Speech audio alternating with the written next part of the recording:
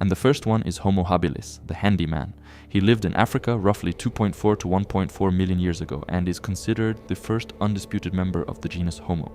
He got his name back in 1960 when scientists in Tanzania uncovered the remains of a creature with a skull just a bit bigger than an ape's, surrounded by thousands of stone tools. Habilis was quite small, standing 3.5 to 4.5 feet tall and weighing only about 70 pounds. But here's the interesting part. His brain was, on average, 40% larger than the Australopithecines that came before him, and he was the first to make genuinely complex Oldowan-style tools. He could already walk upright, but because of his long arms, he still spent a lot of time in the trees, hiding from predators. But living right alongside him was another species, Homo rudolfensis.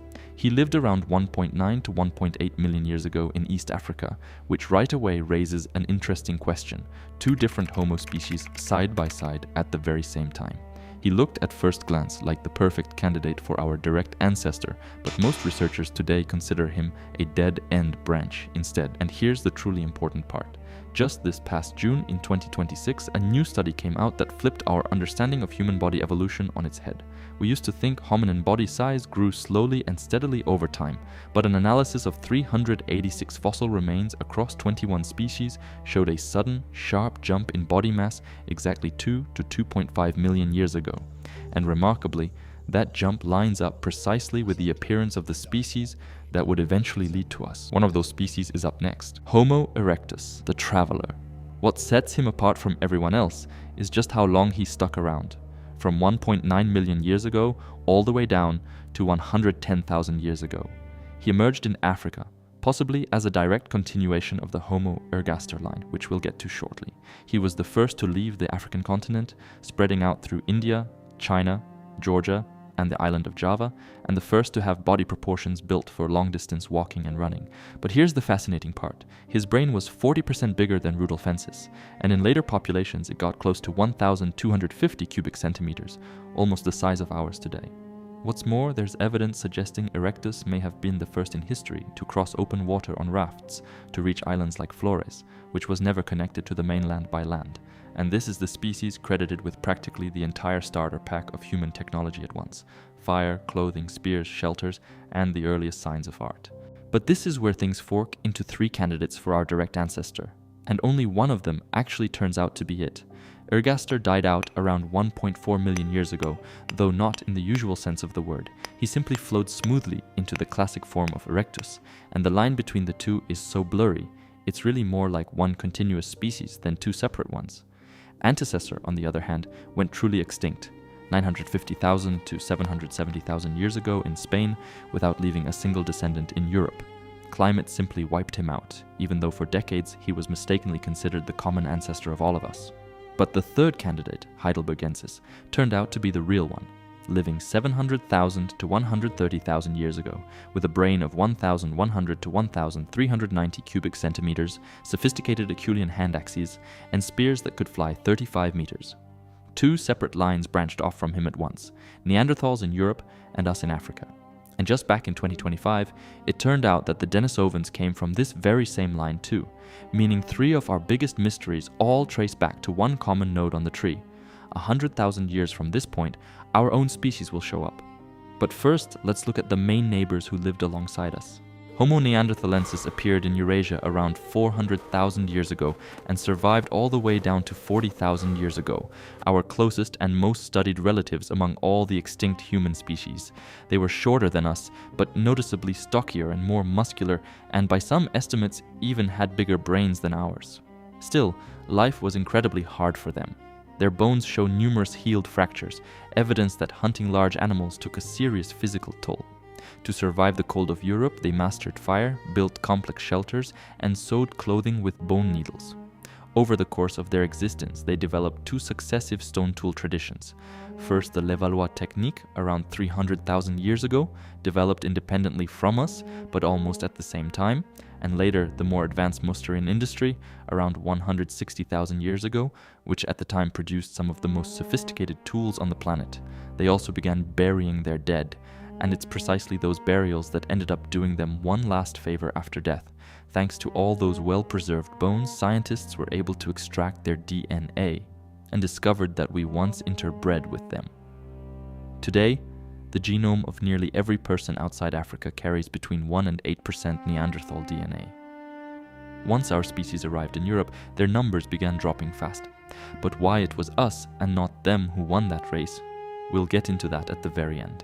Now, here are 3 species that all share one thing in common: tiny brains and a height under 5 feet, but they each got there in completely different ways.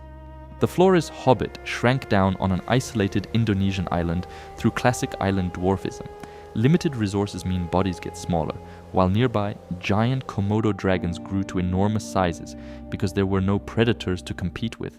Naledi, by contrast, didn't live on an island at all. He lived on the open continent of South Africa, right alongside every other species, and still ended up with a brain of only 460 to 610 cubic centimeters, which throws a wrench into the whole small brain equals isolation theory, and Homo luzonensis from the Philippines followed almost the exact same script as Flores, another island, another descendant of an early wave of erectus, but he's known from such scant remains that some researchers still question whether he's really a separate species at all. And here's the strange part common to all 3. Over 1,500 bone fragments from at least 15 individuals of Naledi were found deep in a hard-to-reach cave with no signs of predators. Almost as if they'd been placed there on purpose. We'll solve that mystery by the end. And here's the last stop before our own species, Homo rudolfensis, also known as bodoensis. While heidelbergensis in Europe was giving rise to the Neanderthals, his African counterpart was living in parallel, 400,000 to 125,000 years ago, less heavily built and more lightly framed. And it's here, in Africa rather than Europe, around 500,000 years ago, that a game-changing technology first shows up. These hominins started attaching stone points to wooden shafts, in other words, building composite weapons instead of single solid ones. It might sound minor, but that leap in thinking, the ability to assemble a tool out of separate parts, is considered one of the earliest signs of abstract thought, and it's this African line, not the European one, that becomes the direct ancestor of our species. 100 to 200,000 years later, it gives rise to Homo sapiens. And now, finally, the species you're almost certainly already familiar with, Homo sapiens. We appeared in Africa around 300,000 years ago, from that same heidelbergensis/floresiensis line we just talked about. A more rounded skull, a lighter skeleton, a brain no bigger than the Neanderthals, but apparently wired differently. We only started leaving Africa around 100,000 years ago, and almost immediately began interbreeding with both Neanderthals and Denisovans along the way. But here's the surprising part. Technologically, at the start, we had no real edge over our neighbors. The real turning point didn't come until around 100,000 to 50,000 years ago. So, what actually happened to the other 12 species? For a long time, the go-to explanation was simply, we wiped them out or we outcompeted them. But a 2020 study told a different story. Right before going extinct, Erectus, Heidelbergensis, and the Neanderthals were all rapidly losing their climate niche. The first 2 lost more than half their livable habitat. Neanderthals lost about a quarter. Meanwhile, our own niche kept expanding during that same period, and a study from April 2026 added a key piece to the puzzle. It wasn't just about climate. We had stronger, more far-reaching social networks between groups, while Neanderthal connections stayed fragile and localized. When conditions turned unpredictable, they simply didn't have that safety net to fall back on. But here's where a theory comes in that flips this whole story on its head, almost like a reveal. The fact that a dozen species existed side by side wasn't some fluke. It looks like it was nature's actual strategy all along. A 2025 discovery in Ethiopia showed that as far back as 2.8 million years ago, an entirely separate species of Australopithecus was living right alongside the earliest members of Homo. In other words, nature was testing multiple versions in parallel right from the start, instead of following one straight line like the one we all saw in our school textbooks.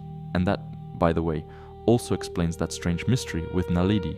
A small brain didn't stop him from possibly burying his own dead, simply because complex behavior and a big brain don't necessarily have to come as a package deal. Habilis, rudolfensis, ergaster, antecessor, naledi, floresiensis, luzonensis, the Denisovans, the Neanderthals, none of them were rough drafts on the way to us. They were all independent attempts at solving the exact same problem. And the version that survived, ours, didn't win because it was destined to. It won because we happened to draw the right ticket. Strong social connections paired with a lucky climate window. Turn that climate dial just slightly differently, and it would be the Neanderthals telling the story today. If you enjoyed this video, hit that like button and subscribe to support the channel. Thank you.